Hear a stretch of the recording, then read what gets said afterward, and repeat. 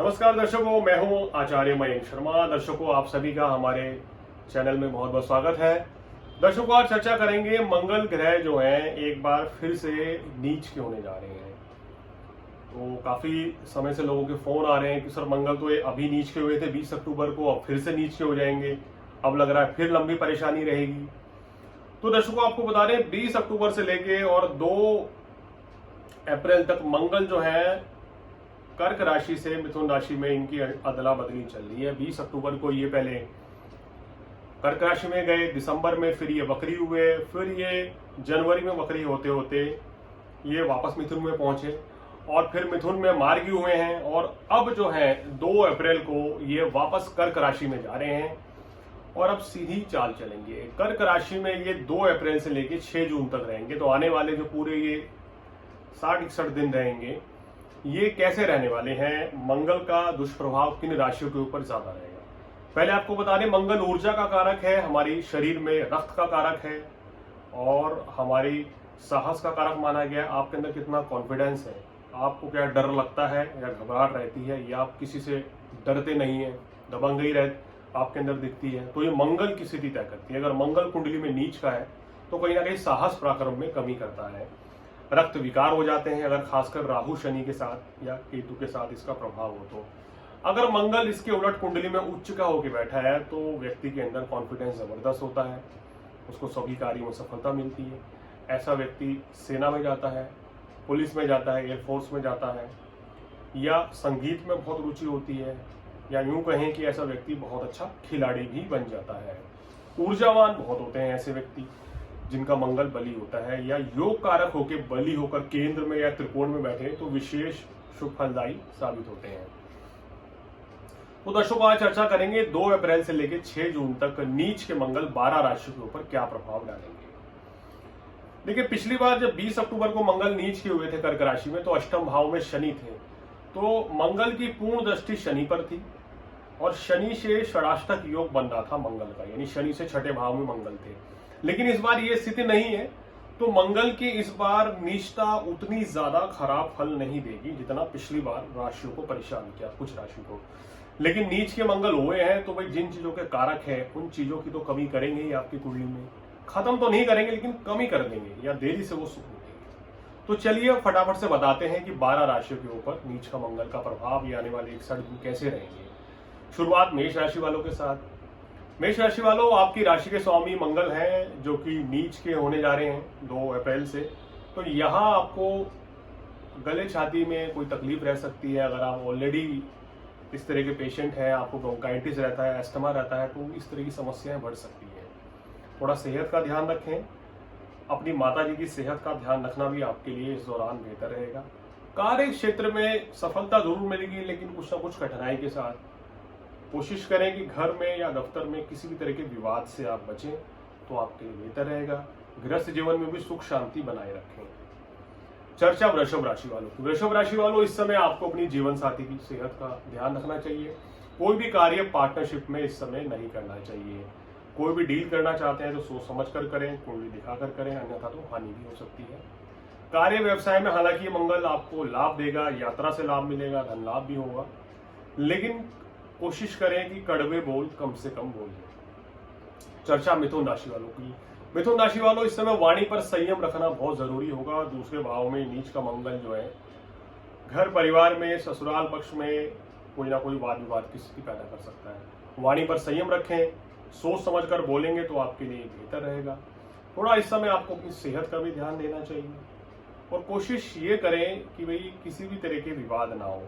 बाहर का खाना खाने से बचें क्योंकि मंगल की जो चतुर्थ दृष्टि है वो कहीं ना कहीं ये इशारा कर रही है कि पेट संबंधी आंतों में कोई इन्फेक्शन हो सकता है। हालांकि व्यापार में इस समय आपको जरूर फायदा मिलेगा। चर्चा कर्क राशि वालों की, जहां मंगल 61 दिन नीच के रहेंगे तो इसके चलते आपको क्या करना है दर्शकों, इस दौरान कहीं ना कहीं कभी कभी डर, घबराहट, बेचैनी महसूस होगी, मानसिक तनाव बढ़ सकता है, तो इस चीज से अपने आप को बचाएं।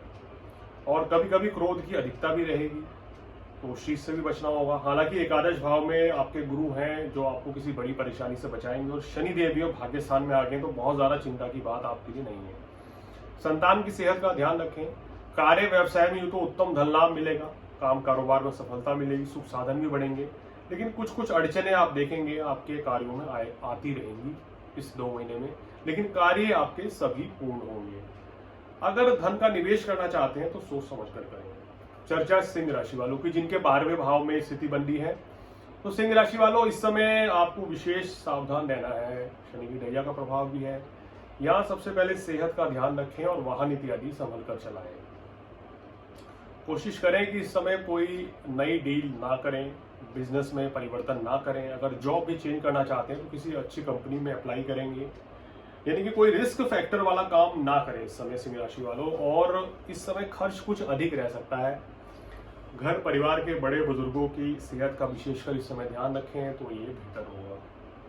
काम कारोबार की बात करें तो काम कारोबार में स्थितियां जो आपकी बंदी हैं वो आपको यहाँ मिले जुले परिणाम देंगी। कभी कुछ अच्छे फल मिलेंगे, कभी आपको उत्तम लाभ नहीं मिलेगा या उसके लिए थोड़ा संघर्ष करना पड़ेगा। अंत में आपको उपाय बताएंगे, वो उपाय करने से आपको काफी राहत भी मिल सकती है। चर्चा कन्या राशि वालों की, जिनके लिए गोचर बहुत अच्छा है। भाई काम कारोबार में आपको बहुत उत्तम लाभ मिलेगा, मान प्रतिष्ठा बढ़ेगी, सुख साधन बढ़ेंगे, धन दौलत ऐश्वर्य की वृद्धि होगी। रुके हुए कार्य भी आपके पूर्ण होते हुए नजर आ रहे हैं। तो एक तरीके से कन्या वालों के लिए तो ये जो 61 दिन रहेंगे ये काफी अच्छे रहने वाले हैं। अब चर्चा करते हैं तुला राशि वालों की। तुला राशि वालों, 10वें भाव में मंगल धन का और 7वें भाव का कारक होके, यानी पत्नी का कारक, पति का कारक होके, व्यापार का कारक होके नीच का हो रहे हैं। तो इस समय कार्य व्यवसाय में किसी बड़े परिवर्तन से बचें, क्योंकि गुरु भी 8वें भाव में अभी आपके बैठे हैं। धन का निवेश सोच समझ कर करें। कार्यस्थल पर या नौकरी हो आपकी, आप अपनी खुद का बिजनेस चलाते हैं तो किसी के साथ वाद विवाद हो सकता है। इस समय कई लोगों को नौकरी बदलने की भी मन इच्छा होगी, नौकरी बदलने की कोशिश करेंगे। या अगर आपको कोई अशुभ ग्रह की दशा चल रही है तो नौकरी पे कोई नुकसान या परेशानी भी हो सकती है। थोड़ा सोच समझकर इस समय फैसला लें, जल्दबाजी में कोई निर्णय ना लें, क्रोध की अधिकता से बचें और सावधानी पूर्वक चलेंगे तो आपके लिए चीजें इंप्रूव भी होती रहेंगी। चर्चा वृश्चिक राशि वालों की, जिनके लिए मंगल भाग्य स्थान में नीच के होंगे, लग्नेश होंगे। तो वृश्चिक राशि वालों, आपको अपने पिताजी की सेहत का ध्यान रखना चाहिए। काम कारोबार में इस समय हालांकि शनि की ढैया आपकी समाप्त हुई है, तो जो अड़चने जो थी आपके काम कारोबार की वो तो अब दूर रहेंगी, लेकिन भाग्य थोड़ा रुक रुक के साथ देगा। विदेश जाना चाहते हैं तो ये समय अच्छा है। विदेश जाकर जो लोग छात्र पढ़ना चाहते हैं उनके लिए भी अच्छा रहेगा। काम कारोबार धन लाभ के लिए बृहस्पति की स्थिति बहुत उत्तम है, तो पैसा तो आता चला जाएगा, धन लाभ भी होगा। अब चर्चा करेंगे धनु राशि वालों के, जिनके 8वें भाव में मंगल नीच के रहेंगे। तो यहाँ मांगलिक दोष का निर्माण होगा, जिसके चलते यहाँ पर वैवाहिक जीवन में कुछ परेशानी रह सकती है, थोड़ा ध्यान रखें इस चीज का।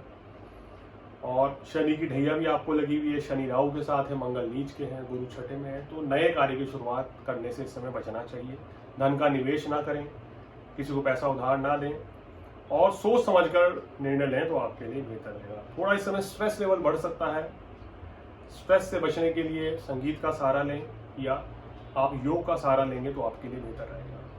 चर्चा मकर राशि वालों की, मकर राशि वालों 7वें भाव में नीच के मंगल, पार्टनरशिप आपकी इस समय खटाई में पड़ सकती है। कोई काम अगर पार्टनरशिप में करना चाह रहे हैं तो अभी टाल दें उसको 2 महीने के लिए। ऑलरेडी कोई काम करते हैं तो अपने पार्टनर के साथ एक तालमेल बिठा के चलें, कहीं ऐसा ना हो जाए कि पार्टनरशिप टूट जाए, इस चीज का ध्यान रखें। ये समय उत्तम धन लाभ कमाने का तो है, लेकिन वो रुक रुक के आपको सफलता मिलेगी, यानी कभी पैसा आएगा कभी फिर रुक जाएगा। तो इस तरह की परिस्थितियों से 2-4 आपको होना पड़ सकता है। मंगल की ये स्थिति जो बता रही है, इस समय क्रोध की अधिकता रह सकती है, थोड़ा सा मानसिक तनाव बढ़ सकता है। यहाँ आपको अपने जीवन साथी की सेहत का भी ध्यान रखना चाहिए। थोड़ा सा सावधानी पूर्वक चलेंगे तो चीजें ठीक रहेंगी। चर्चा कुंभ राशि वालों की, कुंभ राशि वालों 6ठे भाव में नीच का मंगल रहेगा। जो अगर इस समय कोई भी शत्रु बाधा या कोई भी परेशानी दिक्कत चल रही है तो उससे आपको राहत मिलेगी। भाग्य भी आपका साथ देगा और जो आप कार्य करना चाहते हैं उसमें आपको यहाँ सफलता मिलेगी। शनि की स्थिति भी बदल चुकी है, तो कार्य क्षेत्र में जो भी कोई अड़चनें चल रही थी हालांकि वो समाप्त होंगी और आपके कार्य भी पूर्ण हो जाएंगे। लेकिन कर्म भाव का स्वामी आपका मंगल है, वो नीच का है, तो दैट मीन्स कि कार्य क्षेत्र में किसी के साथ वाद विवाद से आपको बचना चाहिए। कोशिश करें कि वहाँ स्थितियाँ आपके लिए सरल रहें, तनावपूर्ण स्थितियाँ ना बने, इस चीज़ का ध्यान रखें। और इस समय अगर आप कहीं बिजनेस में निवेश करना चाहते हैं तो अपनी कुंडली दिखाकर ही निवेश करें। अब चर्चा करते हैं दर्शकों अंतिम राशि मीन राशि की। मीन राशि वालों, पंचम भाव में नीच का मंगल रहेगा और राहु की पूर्ण दृष्टि में है ये मंगल। तो यहाँ पेट संबंधी रोग से आप परेशान हो सकते हैं। आपको सबसे पहले तो अपनी सेहत का ध्यान रखना चाहिए, क्रोध की अधिकता से बचें, मानसिक तनाव से बचें, सोच समझकर बोलें। और इसके साथ साथ ही मंगल की जो चतुर्थ दृष्टि पड़ रही है वो आपके, अगर देखा जाए तो अष्टम भाव पर बढ़ रही है। तो ये समय थोड़ा सा कहना चाहिए, कोई भी नए काम की शुरुआत करनी है तो सोच समझ कर करें या टाल दें तो आपके लिए बेहतर रहेगा। मंगल की सप्तम दृष्टि जो है वो आपके लिए हम कह सकते हैं लाभप्रद रहेगी। व्यापार जो कर रहे हैं उसमें एक सामान्य लाभ मिलता चला जाएगा और कभी कभी अचानक से भी कुछ लाभ आपको मंगल की स्थिति बना सकती है। और मंगल की अष्टम दृष्टि है जो खर्च की अधिकता भी करा रही है। तो इस समय एक बजट बना के चलें, फिजूल खर्ची से बचेंगे तो आपके लिए चीजें बेहतर रहेंगी। तो दर्शकों, आज चर्चा करी नीच के मंगल की 61 दिन कैसे रहने वाले हैं 12 राशियों के ऊपर, और जाते आते उपाय आपको बता के जाते हैं। अगर किसी भी राशि को कोई भी समस्या हो रही है तो मंगलवार के दिन ये निम्न उपाय करेंगे तो विशेष लाभ मिलेगा। मंगलवार के दिन हनुमान जी को लाल चोला चढ़ाएं, बूंदी के लड्डू, गुड़ चने का प्रसाद चढ़ाएं या मीठा पान चढ़ाएं तो आपको विशेष लाभ मिलेगा। वहीं बैठकर हनुमान चालीसा, सुंदरकांड का पाठ करें या बजरंग बाण करेंगे तो वो आपके लिए बहुत अच्छा रहेगा। सप्ताह में एक दिन यानी मंगलवार के दिन घर में सुंदरकांड का पाठ घर के सभी सदस्य करें, जिससे कि पॉजिटिव एटमॉस्फेयर घर में बना रहे।